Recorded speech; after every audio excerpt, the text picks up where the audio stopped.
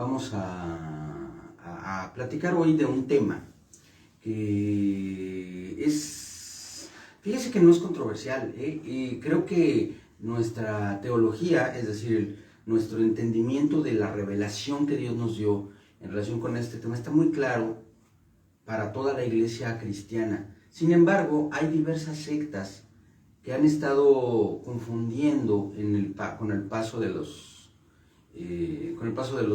últimos años, probablemente los últimos 100 años o algo así, a algunos que son ya de Cristo, y también muchas personas se han sumado gustosamente, me sorprende, pero es cierto, gustosamente a la herejía de la que hoy vamos a platicar un poquito. Déjeme primero leerle este texto que tengo aquí a la vista para que podamos comenzar con este análisis. Fíjese bien lo que dice Romanos, capítulo 6. Desde el principio lo voy a leer y voy a leer algunos versículos. Se los voy a ir diciendo. Voy a empezar leyendo por el 1 y de ahí me voy a seguir hasta el versículo, déjenme ver. Vamos a leer hasta el 7 y vamos a entender aquí una de las cosas más bonitas, más hermosas de lo que Dios ha hecho con nosotros. Dice, ¿qué pues diremos? ¿Perseveraremos en el pecado para que la gracia abunde? En ninguna manera, porque los que hemos muerto al pecado, ¿cómo viviremos aún en él? ¿O no sabéis que todos los que hemos sido bautizados en Cristo Jesús hemos sido bautizados en su muerte? Porque somos sepultados juntamente con él para muerte por el bautismo, a fin de que como Cristo resucitó de los muertos por la gloria del Padre, así también nosotros andemos en vida nueva. Porque si fuimos plantados juntamente con él en la semejanza de su muerte, así también lo seremos en la de su resurrección, sabiendo esto, que nuestro viejo hombre fue crucificado juntamente con él, para que el cuerpo del pecado sea destruido, a fin de que no sirvamos más al pecado. Porque el que ha muerto ha sido justificado del pecado. Y si morimos con Cristo, también viviremos con él. Este texto nos habla de un aspecto muy específico del proceso de la salvación, y nos está hablando de la gracia y de la forma en la que opera la gracia. Nosotros hemos oído muchas veces esa palabra y la hemos orado: Señor, dame tu gracia, Señor, por tu gracia. ¿Qué es la gracia? La gracia de Dios es todo aquello que Dios nos da inmerecidamente, de forma unilateral y de forma incondicional, por causa de su amor perfecto. ¿Qué fue lo que Dios nos dio? ¿Cuál es la gracia de Dios? El fundamento del Evangelio del Reino es la gracia divina que proveyó salvación para la humanidad.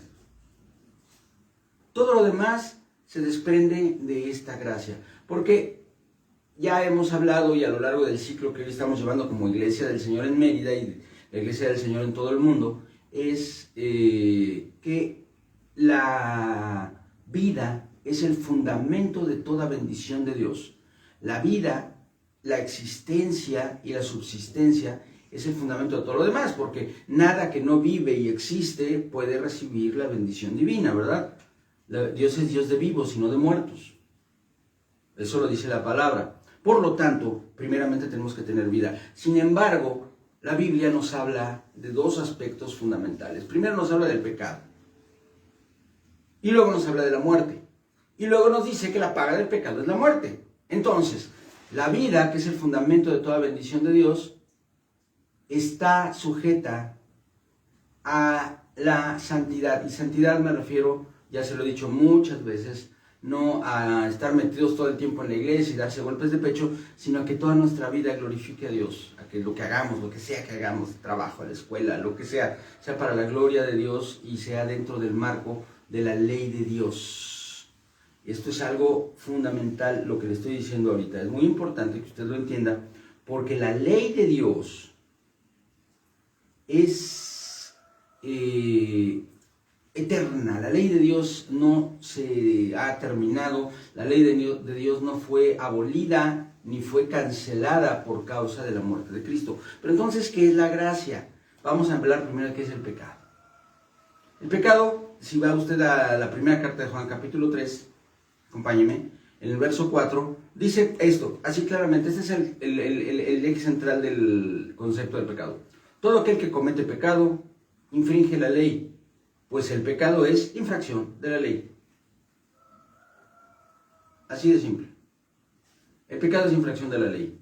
Y sin embargo, no es tan simple, porque eso podría llevarnos fuera de contexto a pensar, pero entonces tenemos que tomar la ley de Moisés y aprenderla en sus 613 preceptos. Si usted creía que eran 10 mandamientos, está equivocada, está equivocado, son 613 mandamientos.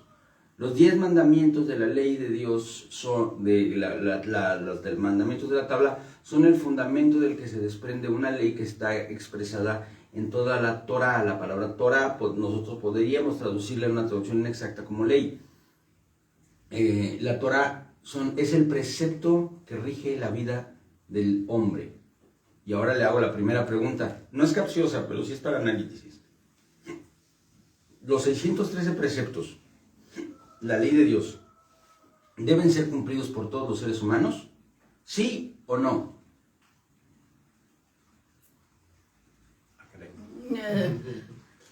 Deberían, ¿sí? Pero no hay quien pueda. Entonces, si no hay quien pueda, entonces no deberían ser cumplidos. Claro, son cumplidos. No son cumplidos porque dice la Biblia que no hay justo ni a uno, por cuanto todos pecaron y están destituidos de la gloria de Dios. ¿Son cumplidos en nuestro Señor Jesús? Sí, pero no te hagas bola. Sí, correcto, ese es el concepto. Pero déjeme explicárselo, porque la confusión que usted está viendo, mi hermana Betina, es la confusión que rige al grueso de la humanidad, y eso nos incluye a nosotros, los cristianos evangélicos, porque no está tan fácil entender esta parte, aunque sí es algo simple, es algo que está claro en la Biblia. Muchas veces nosotros tendemos, los cristianos, a leer textos que nos dan una idea y no somos diligentes en buscar en la Escritura todos los textos que hablan del mismo tema para poder entenderlo a profundidad. Hoy en día es mucho más fácil, hay muchas referencias, hay muchas concordancias temáticas como la de Thompson o la de Scofield, o incluso hay algunas más modernas que están solamente en modo digital y que nos permiten checar así todo lo que dice la Biblia acerca de un tema. Mire, todo está concatenado. La ley es eterna. La ley no se abroga, la ley no se cancela. La ley tiene que ser cumplida para que el hombre sea salvo. Eso es un hecho. Y de los 613 preceptos de la Escritura, no hay uno solo que haya sido cancelado. Pero sí hay algunos, muchos de ellos, que ya fueron cumplidos de manera definitiva en la persona de Jesús, porque muchos aspectos de la ley mosaica eran figura de el cumplimiento eterno que espiritualmente iba a hacer Jesús. El ejemplo más claro de eso es el sacrificio. La ley daba un montón de reglas, un montón de preceptos y de mandatos acerca de los sacrificios que tenían que hacerse para que el pecado del hombre fuera cubierto. Y dice la palabra de Dios que en Cristo Jesús un solo sacrificio fue suficiente, uno solo, por los pecados de toda la humanidad, en todos los lugares, en todas las fechas. Por lo tanto, todos esos mandamientos no fueron ya abrogados ni cancelados, sino fielmente cumplidos en la eternidad por Cristo Jesús. Pero están vigentes, no están cancelados, están cumplidos. Y como esos, muchos otros.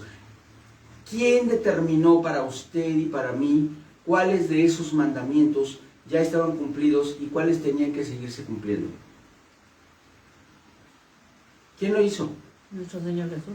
No, lo hizo el Espíritu Santo en el primer concilio de Jerusalén, cuando los apóstoles se juntaron para determinar precisamente eso. Esa fue la razón del primer concilio de Jerusalén. Hechos capítulo 6. Ahí va usted a encontrar una descripción en la cual el Señor establece, ¿no?, No, Hechos 6 o Hechos 15, no me acuerdo, ahorita le doy la cita exacta.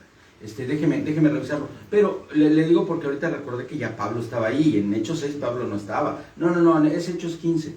En Hechos 15 nosotros nos encontramos con que los apóstoles se juntaron en Jerusalén y discutían precisamente acerca de esto, de cuáles eran los mandamientos que tenían que cumplir, sobre todo los gentiles, porque los judíos vivieron su vida, ya aún siendo cristianos, bajo los preceptos de la ley y de la costumbre de la vida judía, que estaba íntimamente relacionada con la ley y con los preceptos divinos. Ya sabe usted, por ejemplo, los mandamientos del kasher, que tenían que ver con la comida y la bebida, o los mandamientos acerca de el kashrut, o los mandamientos que tenían que ver con el vestir, o los mandamientos que tenían que ver con el guardar las fiestas, etcétera, etcétera. Todos estos mandamientos, que muchos de ellos eran figura terrenal de lo que se cumplió en Cristo Jesús, eran sin embargo parte de la vida cotidiana de los judíos. Mire, yo conocí a una joven que no era judía ni tenía ninguna cuestión de índole religiosa al respecto, sino solamente era una costumbre de su familia, y ellos no comían puerco nunca, jamás.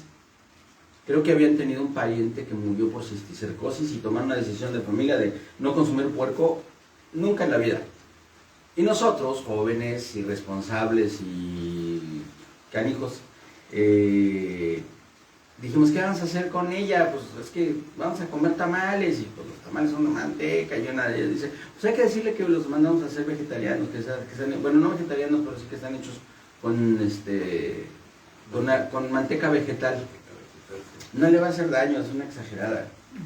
Mire, se comió un poquito más de un tamal. Cuando iba por el segundo tamal se puso muy mal y acabó en el hospital esta joven. No fue de muerte, pero sí se puso bastante mala, porque ella no tenía la costumbre de comer puerco, nunca había comido puerco en su vida. Entonces fue para ella muy duro, para su metabolismo. Entonces los judíos guardaban de manera natural, ya como una costumbre y una buena costumbre, todos los aspectos en su vida cotidiana que tenían que ver con la ley, aunque ya eran cristianos. Pero la cuestión es que algunas personas decían, no, es que para ser cristiano, primero te tienes que convertir en judío, al judaísmo, porque la salvación proviene de Jesús, que es el judío de judíos. Y en la reunión que se verificó en Jerusalén por primera vez de los apóstoles para discutir este asunto, se llegó a una conclusión. Para toda la humanidad, para todos los seres humanos, y en particular en aquel momento, porque era muy distinguible, para los gentiles, los únicos mandamientos eran: abstente de comer sangre, por lo tanto abstente de comer animales que hayan muerto ahogados, porque no eran desangrados, es parte del mismo mandamiento. Abstente de fornicación,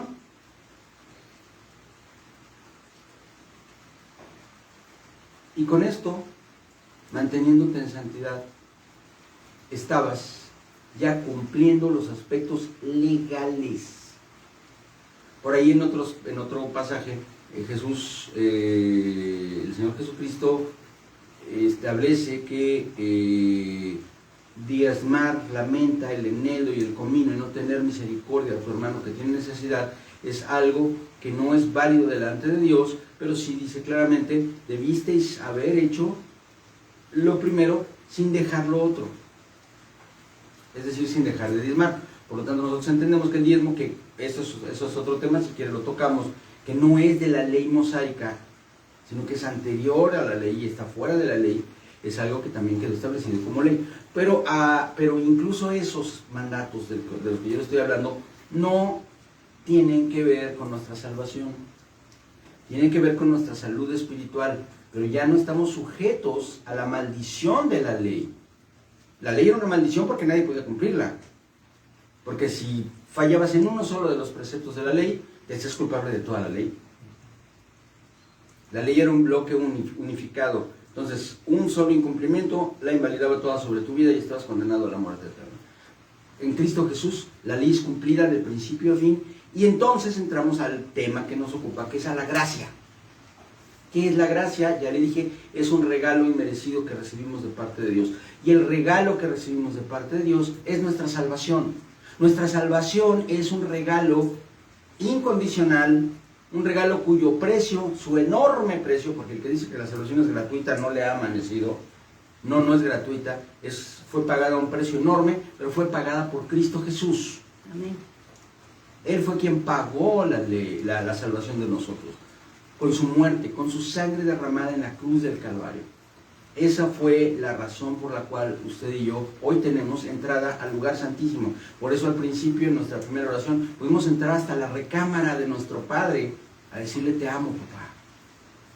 Porque Cristo Jesús ya pagó por nuestros pecados. Esa es la gracia, y lo que tenemos que entender es la afirmación que en principio hace para nosotros la palabra que se encuentra aquí en el libro de los Romanos y que hemos leído, ¿verdad? Fíjese bien, le voy a leer, ya leímos al principio, y ahora le voy a leer el verso 15, Romanos 6:15. Escuche bien. ¿Qué pues? ¿Pecaremos porque no estamos bajo la ley, sino bajo la gracia? En ninguna manera. En ninguna manera. ¿Y por qué no?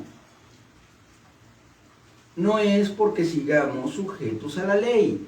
Es porque si ciertamente se cumple lo que está al principio del capítulo, nosotros hemos muerto al pecado. Cuando dice morir al pecado, no se está refiriendo a la absoluta santificación, porque esa santificación total va a llegar a nuestras vidas cuando estemos en cuerpos glorificados, ya sea que moramos y resucitemos, o sea que Cristo venga y nos encuentre vivos. Vamos a estar entonces libres del pecado que mora en nuestros cuerpos. Antes no. Sin embargo, no es lo mismo pecar por causa de la debilidad de esa naturaleza que ser esclavos del pecado y que vivir en el pecado. Porque hemos sido sacados del pecado, sacados de la muerte, para pasar a la santidad, a la vida. La santidad posicional es el lugar, espiritualmente hablando, en el que habitamos los que hemos sido comprados y lavados por la sangre de Cristo. En donde sí, ciertamente, podríamos pecar, pero también tenemos conciencia de ese pecado y por lo tanto podemos arrepentirnos e ir a los pies de Cristo día tras día, para que la sangre de Cristo activa en nosotros nos mantenga limpios del pecado. A lo que yo me refería con el tema de la confusión y de la sectarización es que, por un lado, están aquellos que el nombre que se le da a esta actitud, judaizan, los judaizantes, es decir, aquellos que a pesar de la resolución apostólica que se dio en el siglo I en Jerusalén, que está expresada en Hechos 15, de que los gentiles, es decir, todos aquellos que no nacimos bajo la ley judía, que incluso hoy incluye incluso a judíos, a gente de sangre judía, que al recibir a Cristo Jesús entran bajo un pacto mayor que el pacto de la ley, es que nos abstengamos de sangre, de ahogado, de fornicación. Cumplidos estos tres preceptos a los que no está sujeta nuestra salvación, sino nuestra salud espiritual, nosotros estamos caminando bien mientras no transgredamos los mandatos de los preceptos que el Señor estableció como el fundamento de toda la ley y los profetas, que son: amarás al Señor tu Dios por sobre todas las cosas, con todo tu corazón, con toda tu mente y con todas tus fuerzas, y amarás a tu prójimo como a ti mismo. Ese es el marco en el cual nosotros deberíamos caminar. Por eso la judaización, que es la intención de que los hombres y mujeres, para recibir a Cristo, tengamos que cumplir todos los preceptos de la ley, no está respaldado por la Biblia. En el otro extremo del espectro de esta situación está lo que denominamos la hipergracia.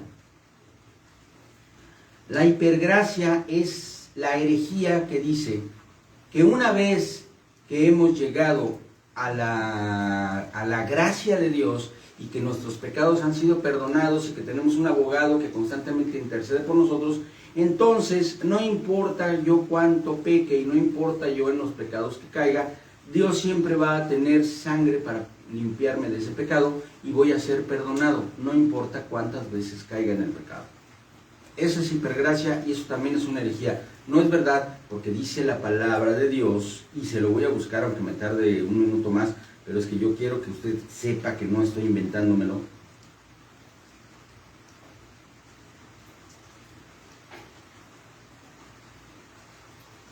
canción, espera un tantito. Aprovecho otra vez. Sí, si tienes alguien que quieren saludar. Sí, Adelante. aprovecho a saludar a la hermana Nored, a Maya, ahí en la Ciudad de México, a Mari, a la hermana Patti Morales, también en la Ciudad de México, en en Morelos, Mónica Rojas. Así es.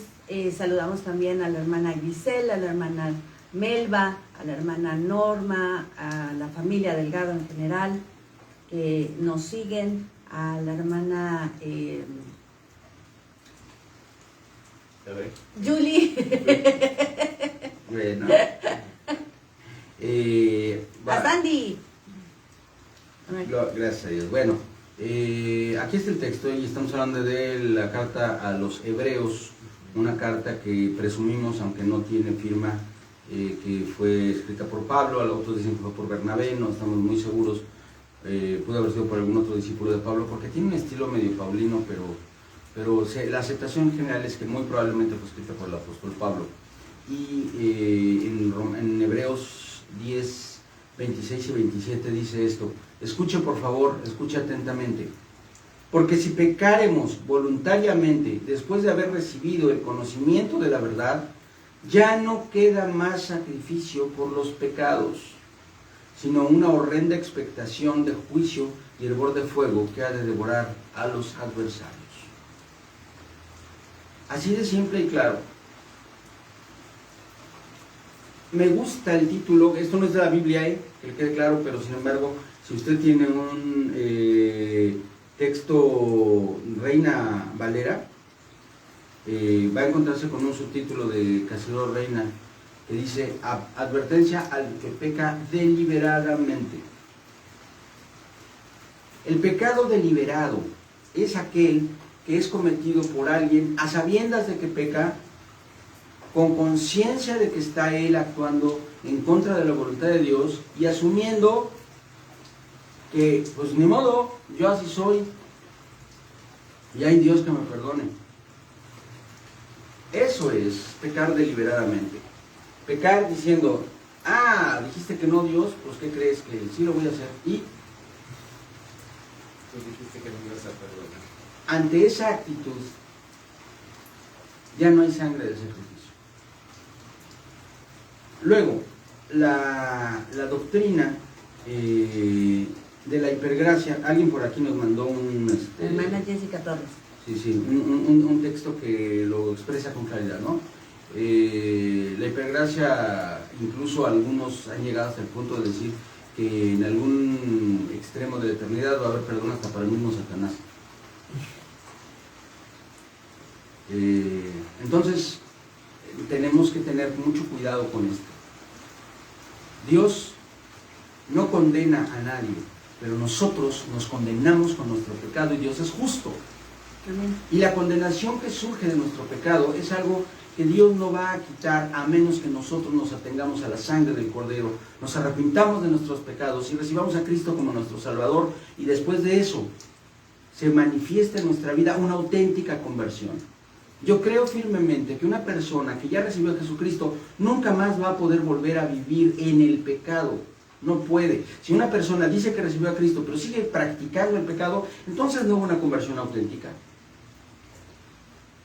La salvación de Cristo no es algo que se gana y se pierde cada 15 minutos. La salvación de Cristo tiene una evidencia, y esa evidencia es la renovación de nuestra mente, que nos da fuerzas y dirección para transformarnos y llegar a ser hechos hijos de Dios. Todo esto, amados hermanos, es algo que tenemos que tener presente, porque la vida que nosotros vivimos de manera cotidiana, si bien por supuesto no está sujeta a que si transgredimos la ley de Dios vamos necesariamente a morir por ello, sí está sujeta a que la gracia de Dios tiene un valor tan alto, un valor tan grande, que pecar deliberadamente sería pisotear la sangre con la cual fue pagada nuestra salvación. Ni tenemos que volvernos judíos y cumplir todos los 613 preceptos de la ley, porque una gran parte de ellos ya fueron cumplidos por Cristo Jesús y fueron realizados, se convirtió en una realidad espiritual en nuestras vidas por medio de Cristo. Ni tampoco podemos asumir que no importa lo que hagamos o cómo vivamos, vamos a estar libres de toda culpa. No es así. Dios nunca, escúchame bien lo que te voy a decir, nunca te va a dar permiso de pecar. En Dios no hay tantito pecado que diga, bueno, no le haces, sí te doy chance. Bájate tantito de la cruz y dale, y ya después regresas. Eso no sucede. Y no importa quién se lo diga. No importa la autoridad de la persona que le diga. La Biblia dice otra cosa. La Biblia dice que para aquel que peca deliberadamente ya no queda más sangre del sacrificio. Así que, amados hermanos, santifiquémonos en el sentido bíblico de la palabra. Es decir, que cada acto de nuestra vida lo podamos considerar y podamos discernir si glorifica a nuestro Dios, si da testimonio del Dios que hay en nosotros, de la fe que hay en nosotros y del conocimiento que Dios ha traído a nuestras vidas al darnos su palabra. Y si no es así, abstengámonos voluntariamente. ¿Por qué? Porque la palabra de Dios en Romanos 12 nos dice transformaos. Tú tienes que transformarte, es una orden. Tú tienes que hacer la parte que te toca, fortalecido por Dios, guiado por el Espíritu Santo, con el poder de su fuerza, no de la tuya, sino de la de Él. Pero tienes que ser tú quien ponga la parte que a ti te toca poner, es la voluntad de ser santo. La voluntad de pelear en contra del pecado en tu vida. Hoy, en el nombre de Jesús, yo te exhorto, yo te comparto que es necesario. Que es necesario. ¿Por qué razón? Primeramente, porque esa es evidencia de que somos salvos. Y en segundo lugar, porque lo que ve el mundo de nosotros es lo que ellos leen. Usted y yo leemos la Biblia, pero el mundo nos lee a nosotros. Nosotros somos la Biblia de los infieles. Lo que ven es nuestra vida, y al ver nuestra vida, ellos tienen que tomar una decisión. Yo quiero ser como él, yo quiero ser como ella. Porque ay de nosotros si después de ver nuestra vida alguien dice, no, mejor yo me quedo como estaba. Porque entonces somos culpables por su sangre. Mediten en ello, piénselo. Piénselo con todo su corazón, órelo a Dios. Hoy le estoy hablando de una de las cosas más importantes que puede usted escuchar en relación con su propia vida, tanto terrenal como eterna. Medítelo. Amén. Y digo, nosotros los seres humanos estamos tan torcidos que tendemos a querer hacer las cosas por nuestra voluntad. Sí, debemos de transformarnos, pero si la transformación no es real, nos volvemos hipócritas.